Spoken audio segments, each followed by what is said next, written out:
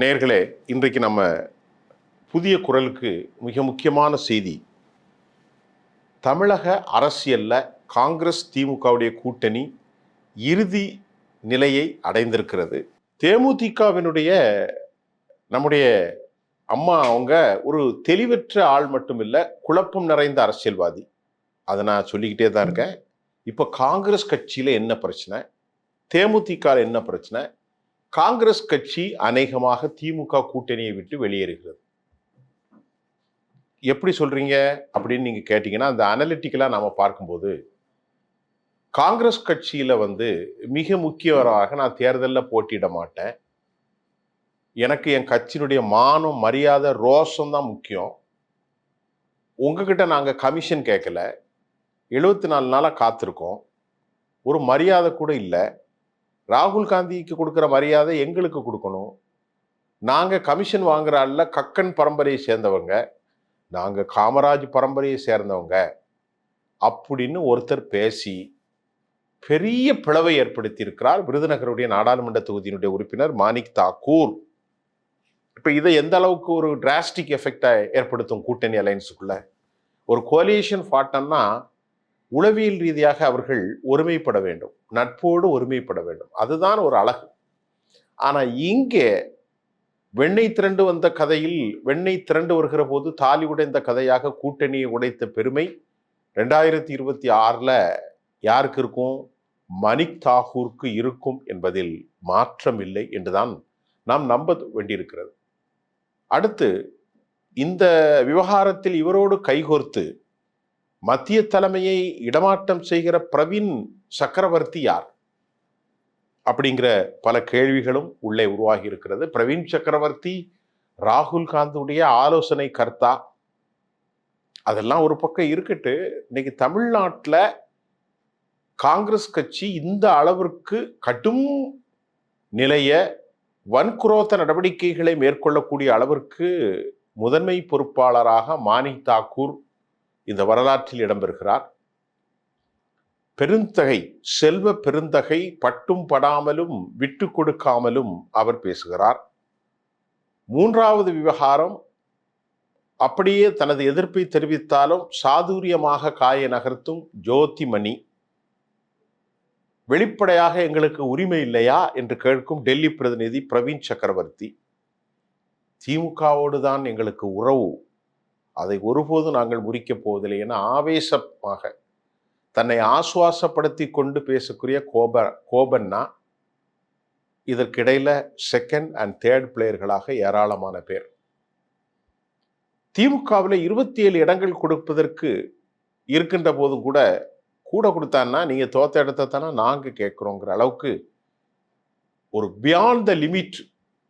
அப்படின்னா வந்தாலும் வராவிட்டாலும் நமக்கு என்ன பேசி அடித்தாடுவோம். ஒரு கிரிக்கெட்ல எப்படின்னா, கடைசி 3 பந்துகளில் 6 ரன்களை எடுக்க வேண்டும் அல்லது 8 ரன்களை எடுக்க வேண்டும். கடைசியில் ஒரு 4 விக்கெட் கையில் இருக்கும்போது டெய்லண்டர்ஸ் என்ன செய்வான்? அடிச்சு ஆடுவான். அதுக்கு என்ன பண்ணுவாங்க தெரியுமா? நல்ல அற்புதமான கேப்டன்சி. டெய்லண்டர்ஸ்ல வேகப்பந்து வீச்சாளர்களை அனுப்புவாங்க. அவங்கள பொறுத்தவரை ஒரு ஓவர் நின்றாலே ரொம்ப பெரிய விஷயம், 2 ஓவர் நின்னாலே ரொம்ப ரொம்ப மகா பெரிய விஷயம். 12 பந்துகளில் 18 ஓட்டங்களை எடுத்து போடுவார்கள். அப்படி வெற்றி பெற்றதெல்லாம் நிறைய இருக்கு. அப்படி ஒரு ஆட்டத்தை ஆடுவதற்கு கிடைத்த பந்துகளை எல்லாம், அது ஆஃப் ஸ்டம்பா இருந்தாலும் சரி, பவுன்சரா இருந்தாலும் சரி, யாக்கரா இருந்தாலும் சரி, ஸ்பின் பாலாக இருந்தாலும் சரி, கடுமையான வேகப்பத்தை எல்லாவற்றையும், வைடு, நோபால், எல்லாவற்றையும் அடிக்கக்கூடிய ஒரு பேட்ஸ்மேனாக இன்றைக்கு மாணிக் தாக்கூர் மாறி போயிட்டாருங்க. விளைவு, இந்த கூட்டணி இப்போ இறுதி கட்டத்தில் இருக்கு.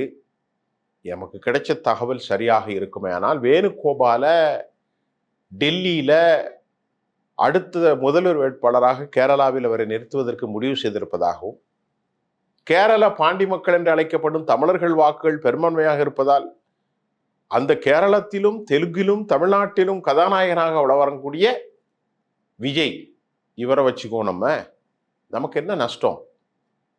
அதனால நாம இந்த முறை பிரதிநிதித்துவம் கிடைக்காவிட்டாலும் பரவாயில்லை, கிடைத்தாலும் பரவாயில்லை, அடித்து பார்ப்போம் எத்தனை காலத்திற்குத்தான் இவர்களுக்கு பின்னாலே செல்வது என தீர்க்கமான முடிவை எடுத்திருக்கலாம். இல்லைன்னா இவ்வளவுலாம் விளையாட மாட்டாங்க.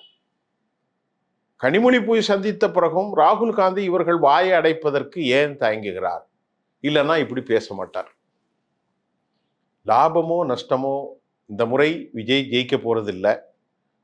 ஆனா விஜய் கூட சேர்ந்து பூவோடு சேர்ந்த நாரும் மனம் பெறும் போல இந்த ஆடி காட்டில் இப்போ ஒரு நல்ல ஒரு சீசனுங்க, அருமையான சீசன், நல்ல விலை இருக்கிறது, பருவமழையும் நல்ல பெய்திருக்கிறது, பொய்ப்பிக்கவில்லை.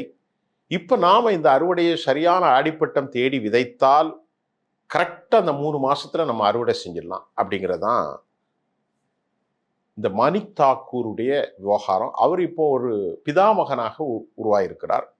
இது கடுமையான எரிச்சலை, அடிமூல கடுப்பை ஏற்படுத்தி இருக்கிறது திமுகவுக்கு. அதுல எந்த மாற்று கருத்தும் இல்லை. அலந்தூர் பாரதி தனது கருத்தில் இவரோடெல்லாம் நாங்க பேச மாட்டோம், எங்க பேச்சு டெல்லியில தான். அதே போன்று ராஜகண்ணப்பன் கடுமையான பேச்சு, இருப்பது 3.5% வச்சுட்டு என்னடா கேட்கிறாங்கிற மாதிரி அவர் பேசுறாரு. அவரு நம்ம பிரேமலதாவையும் அடித்தாடி தாளையத்து தச்சநல்லூர் கூட்டத்தை உடனடியாக நிறுத்திவிட்டு தூத்துக்குடியில் விமானம் மூலம் சென்னைக்கு வந்து முதல்வரை சந்திக்கின்றார். திமுகவுக்கு என்ன விவகாரம் என்றால், திமுக 5000 ரூபாயை மலை போல் நம்புகிறார்கள்.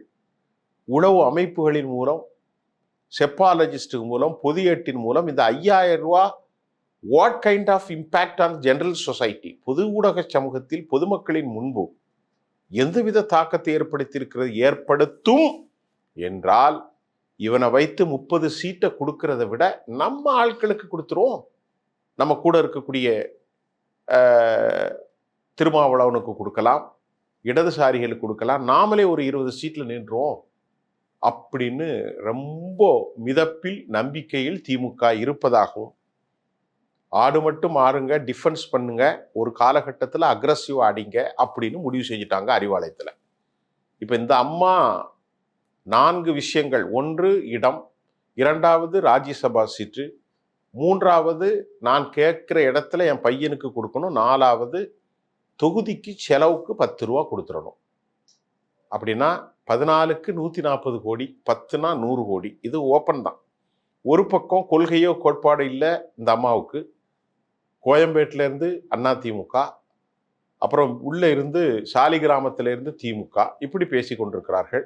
அப்ப கொள்கை இல்லாதவர்கள் அப்படி பேசுவார்கள். 1. அப்புறம் நேற்று அமித்ஷா திருச்சிக்கு வந்திருக்கிற போது உடனடியாக வேலையை பார்க்க சொல்லி எல்லா மணி, வேலுமணி, தங்கமணி, அப்புறம் நம்ம தமிழ்நாட்டுடைய நெய்னாரை எல்லாத்தையும் அழைத்து அவங்க அட்வைஸ் பண்ணிட்டு அவர் புதுச்சேரி போயிட்டு திருச்சி வந்து டெல்லி போயிட்டார். அதுல ஒரு பாசிட்டிவான விஷயத்தை என்ன சொல்றாருன்னா, அதிமுக இந்த அம்மாவோடு கூட்டணி அமைக்கும் நடவடிக்கைகளை பார்த்து கொள்ளும். அவர் பெரிய கபோட கண்ணன். அதனால 2000, 5000, 3000 என்கிற வாக்குகளை வைத்திருக்கிற தேமுதிகவை விற்றுவிடக்கூடாதுங்கிறதுல கொடுப்பதை கொடுத்துருங்க. நமக்கு தான் தண்ணி வருதே, ஆத்துல வந்து அள்ளி குடிச்சானா மொந்து குடிச்சானா, கேட்கறத கையில கொடுத்து அந்த அம்மா உள்ள கொண்டு போங்கய்யா அப்படின்னு சொல்லி வேலுமணி இன்னைக்கு சந்திப்பு, இதெல்லாம் இன்டர்வியூ போயிட்டு இருக்கு. திமுக கூட்டணி ஊசலாட்டத்தில் இருக்கிறது. 60-40, 60% கூட்டணி, 40% இல்லை. கடைசியில் விந்தை வரலாம். தேமுதிக இன்றைக்கு காலை அதிமுகவோடு பேசியிருக்கிறார்கள். அவர்களுக்கு ஆசை காட்டப்பட்டிருக்கும். திமுக தன் 5000 ரூபாய் மலை போல நம்புகிறார்கள். அதனால இவர்களை ஒதுக்கி தள்ளுவதற்கும் அதிக வாய்ப்பு இருப்பதாக இன்று காலை, நேற்று நள்ளிரவுக்கு பின் அண்ணா அறிவாலய செய்திகளோடு நான் உங்களிடத்துல நிறைய விஷயத்தை சொல்லிட்டேன். நாளை மீண்டும் அனலிட்டிக்கலா அடுத்த செய்தியில சந்திக்கிறேன். நன்றி.